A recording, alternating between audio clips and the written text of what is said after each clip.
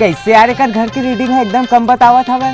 लेकिन एक घर तो भारी चिक्कन चाक्कन है यार। का पता सारा ला मोला तो गड़बड़ करे ऐसी लगती। हो सकते यार चोटा तो हवे चल जाबो का कर घर। चल तो चल का काम चलत जी मनीष।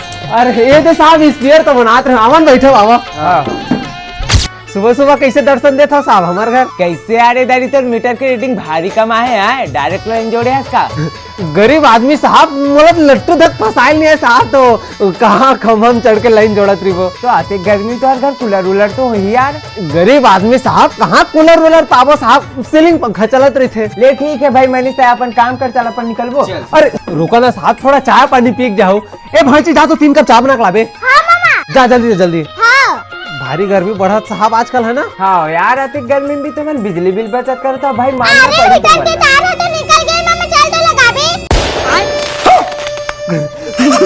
हमारे घर कहाँ हीटर आई भांची लड़का का कुछ बड़ा नहीं थे का। अरे जल्दी लगा मामा नहीं तो जापन में खेलेगा। चले तू कोनो काल के चला ले साहब समय से पानी लपरास दे।